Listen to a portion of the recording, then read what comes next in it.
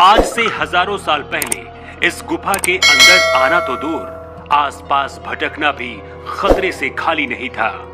यह जगह हिंसक जानवरों और राक्षसों का घर हुआ करती थी। पानी और सकरे रास्ते के बीच यहाँ आना तो आसान था, लेकिन निकलना बहुत ही मुश्किल।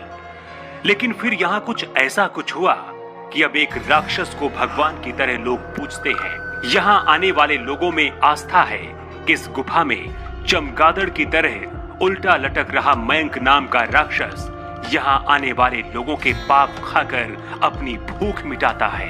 इससे पहले इस राक्षस की खटखटा चोर और माता सीता से जुड़ी कहानी विस्तार से आपको बता दें कि यह जगह मध्य प्रदेश के सतना जिले में है।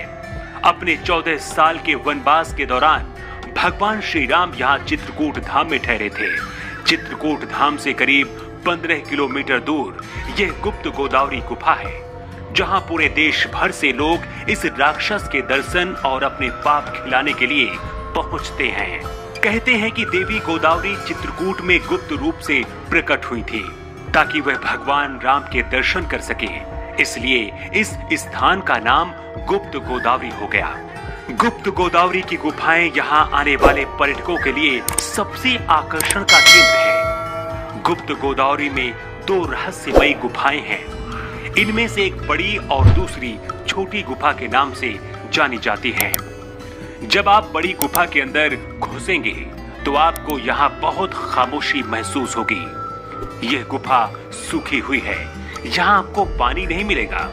जैसे जैसे आप गुफा की आखिरी छोर में पहुंचेंगे, खामोशी और सन्नाटा दोनों बढ़ता जाएगा।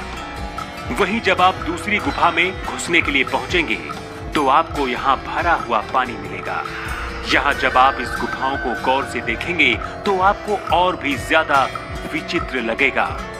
जैसे जैसे आप अंदर की तरफ बढ़ते जाएंगे, पानी हमारे घुटनों तक आ जाएगा। यहाँ आपको एक अलग तरह का रोमांच महसूस होगा। गुफा के अंदर घूमने पर आपके पैरों में जहाँ पानी नहीं है, वहां भी आपको पानी का एहसास होगा। इसके पीछे का क्या राज है, किसी को नहीं पता। महर्षि वाल्मीकि और तुलसीदास ने भी इन गुफाओं का जिक्र करते हुए कहा है कि गुफा के अंदर बहुत ही सकरे रास्ते से होकर जाना होता है। इस रास्ते से एक समय में सिर्फ एक व्यक्ति ही निकल सकता है। अंदर जाने में गुफा बड़ी होती जाती है, जहां आखिर में आपको धनुषकुंड नाम का झरना भी मिलेगा। यहाँ आपको कई छोटे छोटे मंदिर दिखाई देंगे। हर मंदिर का अपना एक अलग इतिहास और कहानी है। रामायण में बताया गया है कि भगवान राम, सीता और लक्ष्मण 14 साल के वनवास के दौरान कुछ समय के लिए इस गुफा में रुके हुए थे। कहते हैं कि एक दिन माँ सीता स्नान जब कर रही थी, तभी इस गुफा में रहने वाले मयंक नाम का राक्षस आया और उसने माँ सीता के कपड़े चुरा लिए। इसकी खबर जब लक्ष्मण को लगी तो उन्होंने मयंक राक्षस का वध करके यहाँ चमगादड़ की तरह उल्टा लटका दिया।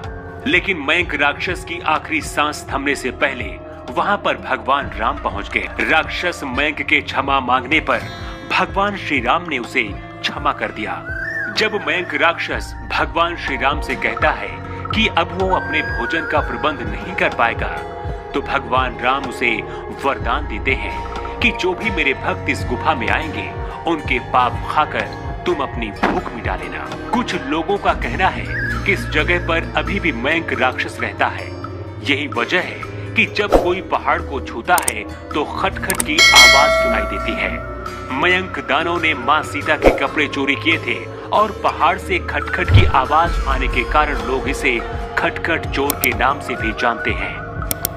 लोगों में यह भी आस्था है कि यहाँ आकर दर्शन करने वाले श्रद्धालुओं के घर में कभी चोरी नहीं होती। गुप्त गोदावरी के नाम से विख्यात यहाँ हजारों की संख्या में हर साल लोग पहुँचते हैं और यह सिलसिला अभी भी जारी है। अगर आप लोगों में भी कोई इस कहानी के बारे में जानता है या फिर इस गुफा में जा चुका है, तो जरूर हमें कमेंट बॉक्स में बताएं। साथ ही कहानी को ज्यादा से ज्यादा लोगों तक पहुंचाने के लिए इसे लाइक और शेयर भी करें।